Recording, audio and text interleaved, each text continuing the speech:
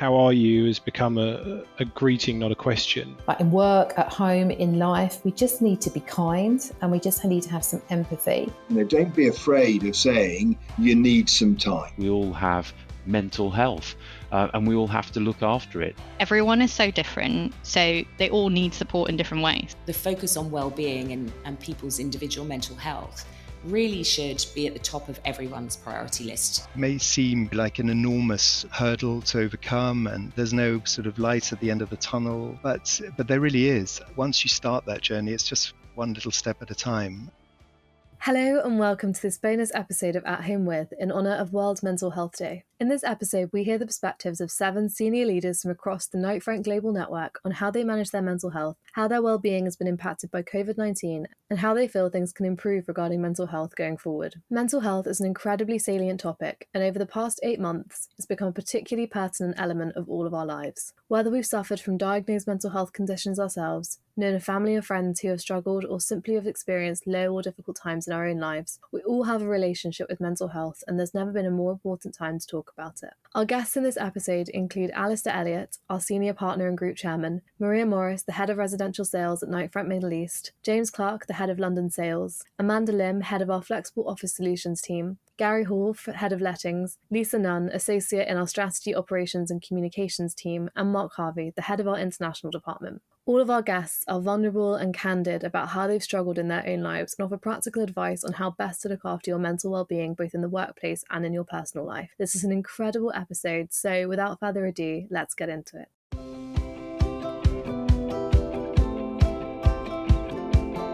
To begin the episode, I asked each of our guests how they'd coped with the COVID-19 lockdown and the impact that it had on their mental health. We first hear from Alistair Elliott on his experience of working from home. I think like everyone, Rebecca, I found it an unusual time. Nothing I had experienced before. And I believe for me, the greatest challenge was working out how to prioritise and spend one's time. Prioritise the work-related issues, which were very varied and often new issues to address, being faced with new incidents and challenges, but also, being a family man with growing up teenagers, to balance my work life with the issues at home, which were inevitably very different, but also facing the same change in experiences.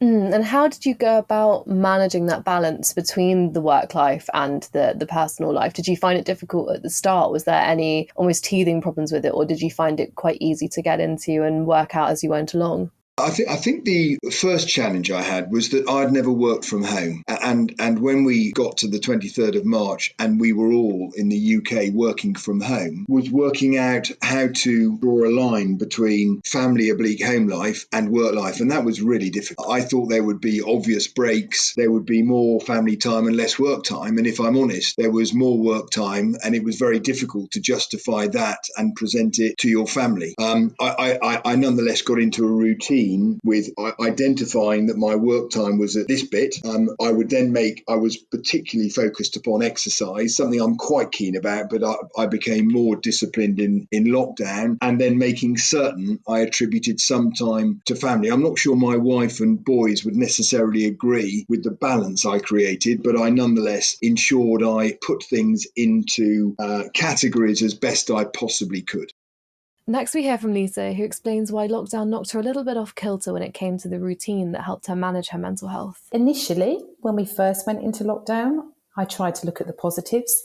I've got quite a long commute, so I commute from Brighton. So I really embraced the opportunity to be at home and spend more quality time with my family.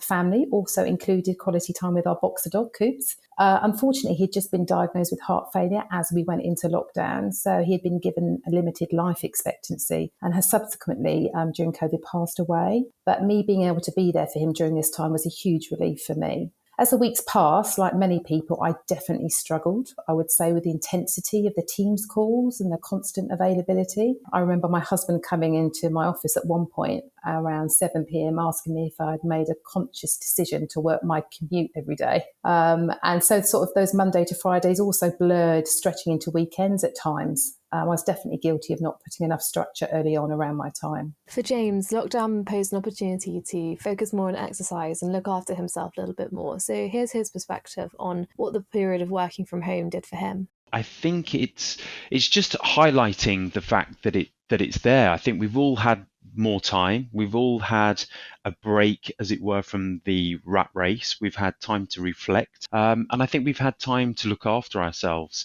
or certainly be much more aware of our feelings. And when you're running around and you're getting on early trains and late trains and running from appointment to appointment, we don't necessarily afford ourselves the time to take a step back. So I think the situation over the last couple of months has allowed everyone to do that. So I wouldn't necessarily say it's impacted. If anything, it's had a positive impact, if anything, because I have had the time to do more exercise. I've been much more conscious about exercising, and that's definitely had a much more positive impact, I would suggest, on my mental health and general well-being. For Gary, lockdown offered an opportunity for introspection, and he's hugely vulnerable about how he had moments of self-doubt. I think everyone has their self-doubts on whether they're working well enough, whether they're doing a good job. I think in those times when you're not having those kind of natural conversations, or as much feedback from teams, or knowing how the business is working well, you end up worrying more. And it was just an odd experience, but it's very different to the normal environment and how I've worked in the past. Yeah, and I think naturally when you're spending more time almost not on your own because you're at home with your family, or you're on Teams calls and stuff, but not being in that environment where you're constantly surrounded by people, I can imagine is quite, I mean, for me personally, it was quite difficult to come to terms with originally. And you were saying that you were logging on while you were having your breakfast and stuff. Did you find yourself overworking and then feeling kind of mentally exhausted by the whole thing? I think that's right. You because you feel the pressure of you always have to be available, and the fact that you're at home, it's the laptop just stays on constantly, and it's just normally you can have that downtime whether you're on the train, you're driving home, and you can switch off. But when the laptop's here and when you're working and the phone's ringing, it's not that you can't get away from it, but you need to make the effort to actually say, right, I've finished for the day now, close the laptop down and spend some time with the family, or what else you need to do. It's a tricky one. Maria explains how the beginning of lockdown offered her an opportunity to reflect on her own relationship with dealing with uncertainty. It was really the uncertainty of the situation that I would say affected me the most. I'm a bit of a control freak. Even things that are not in my control, I like to try and control them. So when we started going to lockdown here, that period of uncertainty, we didn't know how long it would last. Was it going to be a week? Was it going to be a month? Was it going to be 6 months? That was really, really challenging and really difficult to deal with at the start of our lockdown. And I think from a personal perspective, you go through highs and lows in that it's a new experience. And especially from a work perspective, we were very much all in it together. I think that was one amazing thing that came out of the early stages of the COVID period was, as a work family, we really pulled together. But then once, a couple of weeks in, when we started realizing that, this could be going on for quite some time, when you're sitting at home within the same four walls, then it becomes very much a personal issue and how you deal with that as an individual. And whilst you still may have the support of your work family around you, you really do have to look at your own personal mental health. And that was a struggle. It's easy to start doing workouts at home and having Zoom calls and trying to remain connected.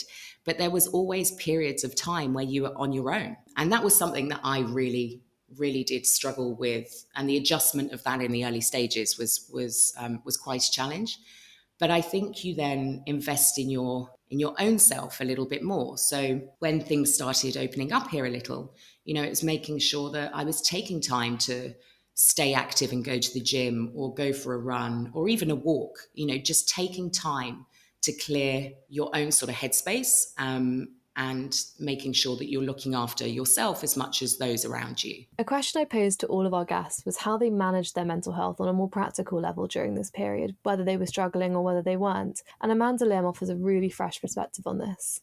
the first step, I believe, is to be able to recognize and admit to yourself that you're having an off day and then figuring out why and what's causing it. I'm not saying there is an immediate solution. Definitely isn't. It's not like a step-by-step maths problem, although for me that probably doesn't have an immediate solution anyway. Understanding what's causing you to feel down is a great first step. And then the second thing, I try and remind myself every day, because I'm quite an emotional being, and I also am I find it very difficult to not show my emotions at that very moment. But I need to always remind myself that my feelings aren't fact. So it's not written in stone that that is exactly what the situation is. It's how I'm feeling at that point, coupled with, all the different other things that are going around me. So it's just taking a break away from whatever you're doing that's causing you that stress or anxiety, and just sort of go take a deep breath and think why that's causing you to feel that way.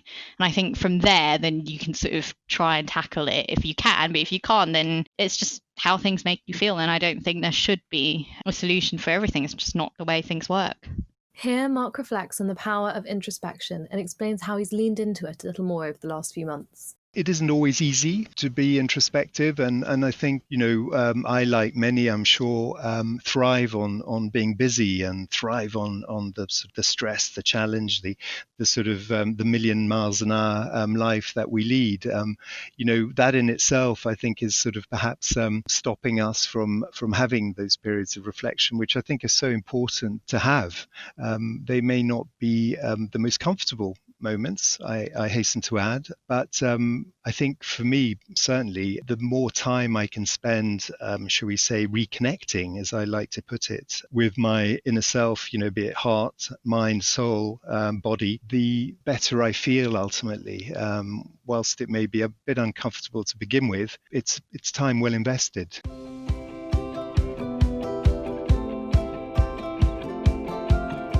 Asked each of our guests if they felt comfortable to share some of their own personal experiences with poor mental health, or any times in their life that they've particularly struggled. And Lisa was incredibly vulnerable and candid about her experience of losing her mum and the grief that she felt after that experience. I've never been clinically diagnosed with a mental health condition, but I have definitely had periods in my life where I've seriously struggled with my mental health, and specifically around bereavement, I would say. I mean, people have different life changes or life challenges maybe in their life. I lost my mum 4 years ago now. It wasn't just the loss that affected my mental health. I would say the year and a half leading up to her death was really challenging for me too. So my mum had a tragic fall at home. She lived in Warwickshire with her second husband, so she wasn't just around the corner. She was in a coma for 3 months and then spent a year in rehabilitation and eventually ended up in a care home and finally passed due to pneumonia.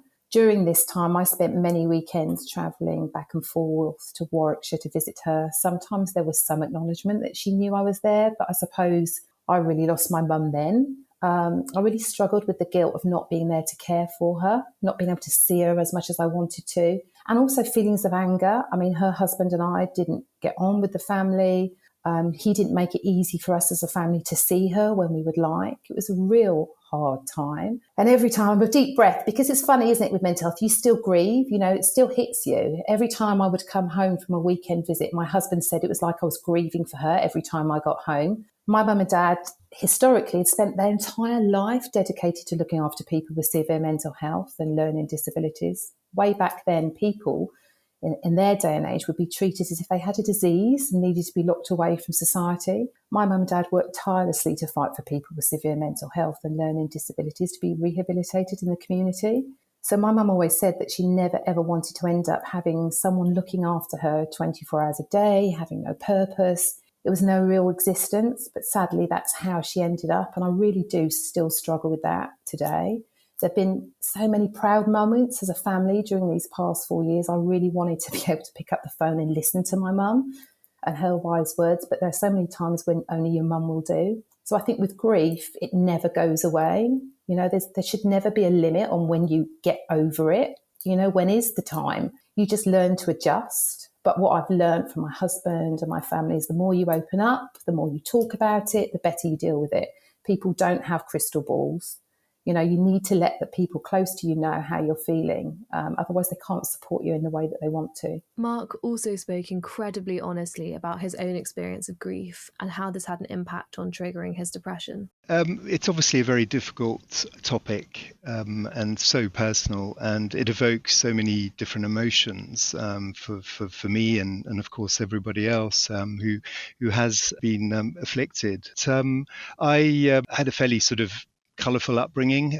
I think that's sort of all I can say about that. I'd never really dealt with it, never really confronted it, never processed it. I think we're incredibly good at burying and ignoring and compartmentalising. With me, when I least expected it, everything sort of poured out, and it was triggered actually by the passing of my mother and my father's subsequent illness, which, obviously we all experience, the passing of a relative, and for me, that was the trigger. And all of this stuff, which I'd really never, as I said, processed and dealt with, came to the surface. What was most extraordinary, though, and the way I sort of describe it, I think Winston Churchill talks about this black dog that follows him.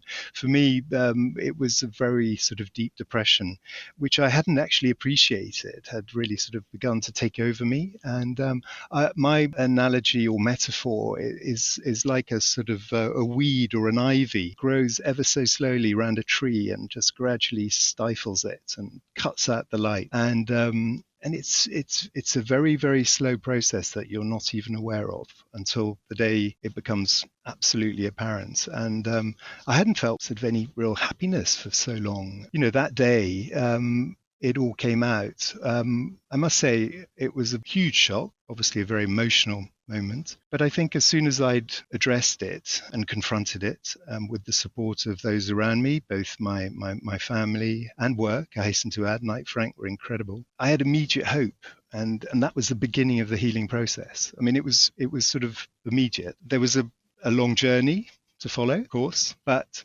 having kind of gone through that initial period or initial moment, hope began to return, and I had something, I had some clarity, and the light began to come back into my life. If anything that Mark and Lisa commented on there has impacted you, there'll be links to help and support in the show notes of this episode for you to access. While not all of our guests have struggled with clinically diagnosed mental health conditions, each of them has their own experience of low points in their lives or issues that they've struggled with. Here's Amanda on a particularly low moment in her life. Even though I only moved to the UK about 4.5 years ago, I'm so fortunate to have an excellent support network here. I've got my husband and his family, my friends, and of course, my colleagues who really count as my friends. But I had a teeny tiny issue when it came to the renewal of my visa, and it got rejected. I then received a letter saying I was due to be deported on Christmas Eve. So, at the same time, I was juggling the daily stresses of life, and as you can imagine, I had a bit of a mini meltdown, even though some people you ask might disagree it was mini. I was mostly angry and upset, but I think mainly I felt really helpless. And I think that's when it really hits you, when there's nothing you can do about it, but it's still lingering as an issue. Luckily, with the support I had from work and the people around me, that was soon resolved.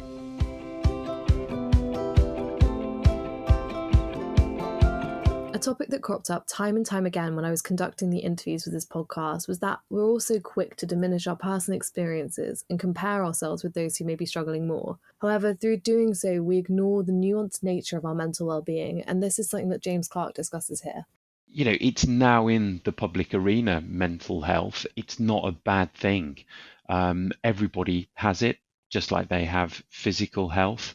I think you said to me earlier, just because you get injured once doesn't mean you're completely broken, and mental health is something that I think on the whole can be fixed, and something that you have to work at if it breaks. And before you get to it breaking, I think there's various things that we can all do, certainly affording yourself time being, for me, the main one that we can do to help maintain our mental health at an acceptable level.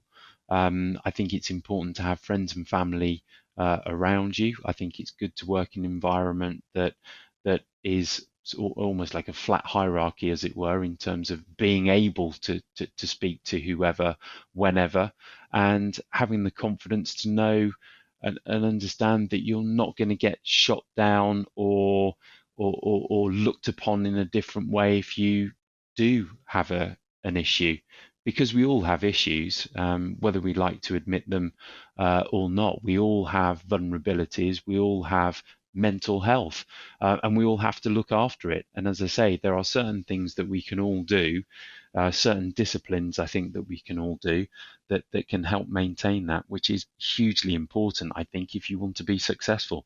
And to James's point, the way that we look after our mental health is entirely personal to us. So here's Alistair on how the power of reflection and prioritisation helps him look after his own mental health. I mean, certainly now more than ever, I'm a great buyer in reflection, or the value of reflection. I'm a great one who says, let's sleep on it. And I believe there is a lot to be said by taking an issue or a decision away, sleeping on it, and then seeing it with fresh eyes the following morning. It works for me. Exercise works in the same way. Look, I know there are many people at Knight Frank and other organisations who are faced with the same challenge, but inevitably I've got quite a broad selection of things to deal with. And I often say to people, if I put them all in my brain at once and said I had to deal with them at once, it would be impossible. One of the things that I'm able to do, I was going to say blessed with, but that sounds a bit odd. I am able to prioritise and switch on and off. It's incredibly intensive still, but if I decide I want to switch off and go for a run, I switch off and go for a run. Inevitably, some things go on in your mind, but it enables me to think more clearly and come back and put a decision into a different perspective, or even deal with that decision in a different way. And as a consequence of that, become less unfit or marginally fitter, depending upon where you think I start, as a consequence of this crisis. And I've dedicated more of my time to exercise, and if I'm honest, I feel better for it, coupled with a better diet, if I'm honest. Maria is incredibly open about her experience of working with a coach to nurture both her personal and professional success, and here she discusses some of her top tips on how to look after your mental health and what works for her. So I think one of the main benefits, actually, of the COVID period has been really applying some of the elements that I've been working hard on with my coach over the last 12 to 18 months. And I know we've spoken before about, I'm a big believer in coaching and personal development. And I think, some of those elements have really, really helped me adjust through this period. And it's really easy, actually. One of the quick and simple solutions that I do when I'm feeling a little overwhelmed, perhaps at times, is to literally just stop and take a minute. I'll shut down my laptop, I'll put my phone to the side and I'll, go for a walk. Or even if it was in lockdown and, I was stuck at home, I'd go and walk out onto the balcony and just take 5 minutes or move into a different room and just allow myself to have some headspace. And whilst it sounds so simple, it's so impactful in terms of allowing yourself the time to just clear your mind and take a step back. Really, really does help with the adjustment of, as I say, not feeling overwhelmed all the time. Or, I think it's so important for everyone to just take a minute. That might be a minute and that might be an hour, but whatever time frame you need, just stop, take a breath, and you really do very quickly, as I say, it's just changing your mental state. And that for me has been something that I've implemented when I'm feeling maybe a little bit of anxiety about, something that we're trying to tackle at work, or something that we had to implement over the initial stages of lockdown and the COVID period. It's literally, as I say, just taking a breath, not becoming overwhelmed, and realizing that, there's always a solution and there's always people there that can support you as well. While it's incredibly important to discuss how to look after our mental health in our personal lives, it's also pertinent to make sure that we're discussing it with regard to the workplace too. And so Gary talks about what managers can do to look after their team's mental health and how best to bring up these conversations with your manager. It's the age old, you just need to talk to someone. You need to have that conversation if they're willing to speak to you and to explain what's going on, how we can help. The stress is, even without talking about detail, if there's certain parts of your role that are causing you additional stress, or there's breaks that you need, holiday that you can book, flexibility with your manager in terms of what you need to do, certain clients that are causing problems if you have kind of high demanding roles. There's lots of different things and ways that you can improve it. We go through kind of the highs and lows of stresses in this role, in the different parts of the business, but making sure that you're combating it. And hopefully a lot of it is you've got to prepare yourself for these situations. You've got to make sure you book your holidays and you've got to plan them. Don't just leave them all to the last minute and to the end of the year. You've got to make sure you get your sleep. You've got to make sure you eat healthy. You've got to make sure you don't drink too much. All of these things, again, as I said, slightly boring, but can have a massive impact on your life. And when we are so busy, when we're in high pressured environments, ensuring that you set yourself up so these things don't compound the situation and make things a lot worse is really important. And on the topic of opening up in the workplace to a manager or a colleague about what you're going through, Mark discusses how wonderful it's been for him to be able to have these conversations with people he knows at work. It's obviously, it's a conversation you have to be incredibly sensitive about. I think my approach has just been trying to be as open as possible. Obviously, there are barriers in place, and I try and wear my heart on my sleeve and express my own challenges and frustrations where I can. I've had a couple of examples of some direct staff, colleagues, and actually colleagues in other departments, other parts of the business who I've spoken to who had sort of a broken wing, if for want of a better word, who were facing their own sort of struggles and challenges. And it was so wonderful to be able to, impart some of my experiences and actually to realize how valuable that was to them and how it made them feel was transformational. And I never thought I'd have the chance to do that. And that in some ways has been incredible, most rewarding thing to see, someone quite young and relatively inexperienced in life, sort of talk to me about this and review their whole life and make good on it and find ways to heal and grow and see them going through that process. I mean, there's nothing more rewarding apart from having your own children, I would say. Lisa really emphasises the points made by Gary and Mark regarding looking out for people in your team and gives some really salient advice for managers. Find someone to talk to. As a manager, you have a responsibility. If you've got a team member, your responsibility, like you do with your family. I always think that. So you have to look out for signs of people, if their behaviour's changed, and look out and guide them. Listen to people. I mean, listening to people is the utmost, isn't it? Through everything in life, and just noticing someone changing their mood. If someone's quiet, and also it's not just if someone's quiet, if someone's angry or, they're more agitated, there's normally a root cause to that. So I think it's just being a friend, asking people if they're okay. Some people, won't, but that one time that you ask someone if they're okay, they might say, actually, no, I'm not. You should always ask.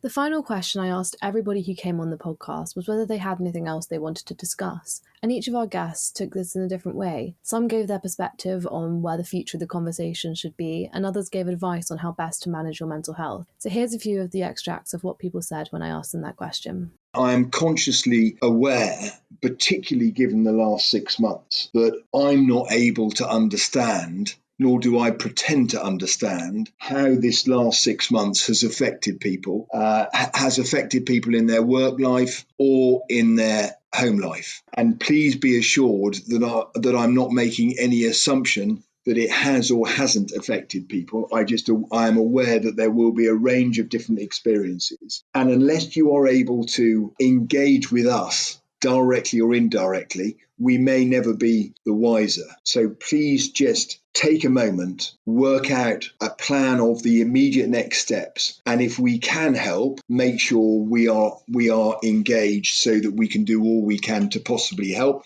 because I believe our infrastructure is now in a completely different and much improved position than it would have been 2 or 3 years ago. So when you are feeling a little bit overwhelmed or anxious or stressed or tired or, whatever it may be, whilst we all have a tendency to look at those feelings as negatives, and that in itself can put pressure on ourselves. We feel stressed about feeling stressed. Acknowledging those feelings and not being fearful of them can be hugely helpful. everyone has different emotions and you just have to acknowledge them. As I say, that just stepping back, taking a minute, knowing that you might be a little bit stressed, but you can get through it and get into a better mindset is hugely important. And I think it's something that everyone should try and incorporate into their daily routine. I think it's really important that everyone talks about what's going on. Obviously, we're not counsellors, but we're here to help, and we need to ensure that we're supporting our team members. We're employers, we're managers, we're work colleagues, but hopefully some of us are friends as well. And you can have a conversation with someone, whether it's someone that works directly for you, whether it's someone within your department. The HR team that we've got at Knight Frank are fantastic, and having a confidential off-the-record chat with any of the HR team would be welcome. So don't bottle things up, do your preparation, and just ensure that you're putting yourself in the right space. And as men and opening up to this, we need to ensure that we are talking. It's not a stigma subject, and that we're having these conversations to make sure that situations don't get worse. Employers have started thinking a lot more about mental health in the recent years, right? And just like the focus on workplace diversity, these very important inclusion projects are going to take a number of years before we can truly witness the results or feel the impact of what it has to us as individuals. And I want to say it's not just down to employers. It is a lot down to employers to open their doors and make sure that middle management, top management, everyone in that chain is responsible for it and does feel like it is important. Just the most important takeaway for me regarding these postcards and this subject, which is so important, is that we just need to look out for each other, Rebecca. Like in work, at home, in life, we just need to be kind and we just need to have some empathy. Conversations like these and more awareness is needed every day as well, and not just on special days to mark the occasion, if you know. I think, this needs to be every day. I'm generally a positive person, so I'll always try and have a happy outlook on life. But just because someone is smiley all the time, I think it's important to realise doesn't mean they're not going through a hard time. Or equally, as I said earlier, when someone's angry, moody, snappy, there's always something wrong. There's always a root cause to this, and having empathy with people in these difficult situations will normally diffuse the situation, maybe allow you to understand the reason why people are behaving in different ways. So I think for me, the more we do these types of things across the business, the more people would know that they're not alone, and that also won't feel scared to approach people for support. It's all about communication. And if you're struggling or, tired, stressed, just not feeling right, you've got to be able to find somebody that you can go and talk to, whether that's a friend, whether that's a colleague, whether it's your boss, professional help. There are plenty of people around where you can talk and you can get things off your chest. So I think it's very different today to what it was 20 years ago. And I feel very comfortable talking about it. I've got great people that I report into that I can knock on their door and say, actually, do you know what? I'm struggling with this, or this is this certain scenario. This is how I'm going to handle it. Would you do something different? And then I've spoken about it before again of the podcast. There is a very open door policy at Knight Frank. I believe there's a very open door policy at Knight Frank. I'd certainly like to think that I'm part of that, but you can talk to anyone, as it were. If you're not feeling right, you have to talk to somebody. Just reach out. And again, I suppose, don't forget your employer is incredibly sympathetic. At Knight Frank were incredible with me. They really gave me the opportunity to deal with this once and for all at a time where, it could have been absolutely desperate. And, I started with Sally in HR and, who then spoke to my line manager, Paddy, incredibly supportive. And as I said, there was so many other examples around the firm of people in similar or facing core challenges. And you're not alone, basically.